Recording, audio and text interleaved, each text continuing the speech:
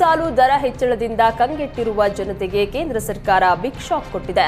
ಕಳೆದ ವಾರವಷ್ಟೇ commercial gas cylinder ಬೆಲೆ ಏರಿಕೆ ಮಾಡಿದ್ದ ಕೇಂದ್ರ ಇದೀಗ ಗೃಹ ಬಳಕೆ ಸಿಲಿಂಡರ್ ಬೆಲೆಯನ್ನು ಏರಿಸಿದೆ. 14.2 ಕೆಜಿಯ ಎಲ್ಪಿಜಿ ಸಿಲಿಂಡರ್ ಬೆಲೆಯನ್ನ 50 ರೂಪಾಯಿಯಷ್ಟು ಹೆಚ್ಚಳ ಮಾಡಿದೆ. ದರ ಹೆಚ್ಚಳದಿಂದ 803 ರೂಪಾಯಿ ಇದ್ದ ಸಿಲಿಂಡರ್ ದರ 853 ರೂಪಾಯಿಗೆ ಏರಿಕೆ ಕಂಡಿದೆ. ಇನ್ನು ಉಜ್ವಲ ಯೋಜನೆಯ ಫಲಾನುಭವಿಗಳಿಗೂ ದರ ಏರಿಕೆಯ ಬಿಸಿ ತಟ್ಟಿದೆ. ಉಜ್ವಲ ಯೋಜನೆಯಡಿ 500 ರೂಪಾಯಿಗೆ ಸಿಗ್ತಾ ಇದ್ದ ಸಿಲಿಂಡರ್ ಇದೀಗ 550 ರೂಪಾಯಿಗೆ ಹೆಚ್ಚಳವಾಗಿದೆ. ಪೆಟ್ರೋಲ್ ಡೀಸೆಲ್ ಮೇಲಿನ ಅಬಕಾರಿ ಸುಂಕ ಹೆಚ್ಚಳವನ್ನ ಕೇಂದ್ರ ಸಚಿವ ಪ್ರಹ್ಲಾದ್ ಜೋಶಿ ಸಮರ್ಥಿಸಿಕೊಂಡಿದ್ದಾರೆ. ಮೈಸೂರಿನಲ್ಲಿ ಮಾತನಾಡಿದ ಜೋಶಿ, ನಾವು ಪೆಟ್ರೋಲ್ ಡೀಸೆಲ್ ಬೆಲೆ ಹೆಚ್ಚಿಸಿಲ್ಲ, ತೈಲ ಕಂಪನಿಗಳಿಗೆ 2 ರೂಪಾಯಿ ಸುಂಕ ವಿಧಿಸಿದ್ದೇವೆ. ಇದರಿಂದ ಗ್ರಾಹಕರಿಗೆ ಯಾವುದೇ ಹೊರೆ ಇರೋದಿಲ್ಲ ಅಂತ ಹೇಳಿದ್ರು. ತೈಲ ದರ ಹೆಚ್ಚಳವನ್ನ ಅರ್ಥ ಮಾಡಿಕೊಳ್ಳದೆ ಕಾಂಗ್ರೆಸ್ನವರು ಹೇಳಿಕೆಯನ್ನ ಕೊಡ್ತಾ ಇದ್ದಾರೆ. ಜನಾಕ್ರೋಶ ಯಾತ್ರೆಗೆ ಕಾಂಗ್ರೆಸ್ ಕಂಗಾಲಾಗಿದ್ದು, ನಮ್ಮ ಹೋರಾಟದ ಬಿಸಿ ಸಿಎಂಗೂ ತಟ್ಟಿದೆ ಅಂತ ಪ್ರಹ್ಲಾದ್ ಜೋಶಿ ಹೇಳಿದ್ರು. ರಾಜ್ಯ ಬಿಜೆಪಿ ಅಧ್ಯಕ್ಷರ ಆಯ್ಕೆಗೆ ಕೊನೆಗೂ ಮುಹೂರ್ತ ಕೂಡಿ ಬಂದಿದೆ. ಇದೇ ತಿಂಗಳ 10ನೇ ತಾರೀಕಿನಂದು ಚುನಾವಣಾ ಉಸ್ತುವಾರಿ ಶಿವರಾಜ್ ಸಿಂಗ್ ಚೌಹಾಣ್ ರಾಜ್ಯಕ್ಕೆ ಭೇಟಿ ನೀಡಲಿದ್ದು, ಹಿರಿಯ ನಾಯಕರ ಅಭಿಪ್ರಾಯವನ್ನ ಸಂಗ್ರಹಿಸಲಿದ್ದಾರೆ. ಅಭಿಪ್ರಾಯ ಸಂಗ್ರಹ ಬಳಿಕ ಹೈಕಮಾಂಡ್ಗೆ ಶಿವರಾಜ್ ಸಿಂಗ್ ಚೌಹಾಣ್ ವರದಿಯನ್ನ ನೀಡಲಿದ್ದಾರೆ. ವರದಿ ಪರಿಶೀಲನೆ ನಂತರ ರಾಜ್ಯಾಧ್ಯಕ್ಷರ ಚುನಾವಣೆ ಪ್ರಕ್ರಿಯೆಯನ್ನ ಹೈಕಮಾಂಡ್ ಆರಂಭಿಸಲಿದೆ.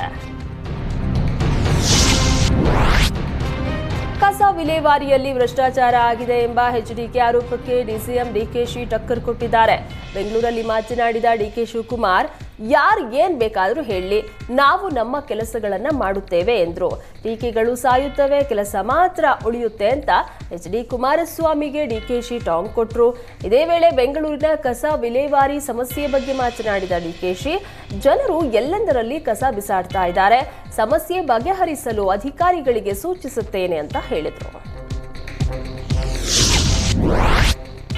ಬೆಂಗಳೂರಿನಲ್ಲಿ ಮತ್ತೆ ಮುಂದಿನ ಸಿಎಂ ಡಿಕೆಶಿ ಘೋಷಣೆ ಮೊಳಗಿದೆ. ಯಶವಂತಪುರ ಸುತ್ತಮುತ್ತ ವೈಟ್ ಟ್ಯಾಪಿಂಗ್ ಕಾಮಗಾರಿ ಯೋಜನೆಗೆ ಡಿಕೆಶಿ ಚಾಲನೆ ಕೊಟ್ಟರು. ಈ ವೇಳೆ ಅಲ್ಲೇ ಡಿಕೆಶಿ ಅಭಿಮಾನಿಯೊಬ್ಬ ಮುಂದಿನ ಸಿಎಂ ಡಿಕೆಶಿ ಅಂತ ಘೋಷಣೆ ಕೂಗಿದ. ಅಭಿಮಾನಿ ವರ್ತನೆಗೆ ಕೋಪಗೊಂಡ ಡಿಕೆಶಿ ಆತನ ಕೈಗೆ ಕಬ್ಬಿಣ ಕೊಡಿ ಅಂತ ಹೇಳಿದರು.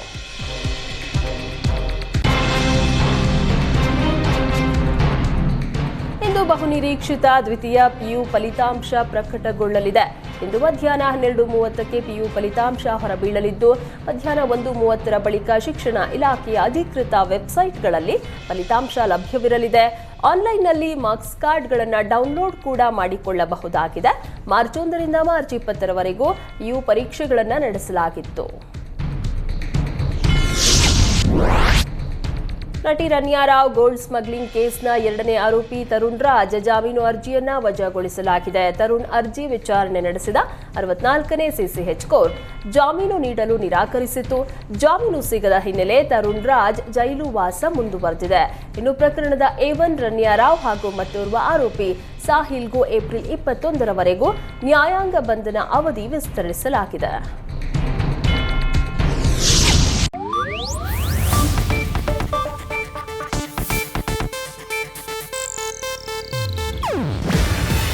ಇದು ಏಷ್ಯಾನೆಟ್ ನ್ಯೂಸ್ ನೆಟ್ವರ್ಕ್ ಪ್ರಸ್ತುತಿ. ನೀವು ನೋಡ್ತಿದ್ದೀರಾ ಏಷ್ಯಾನೆಟ್ ಸುವರ್ಣ ನ್ಯೂಸ್.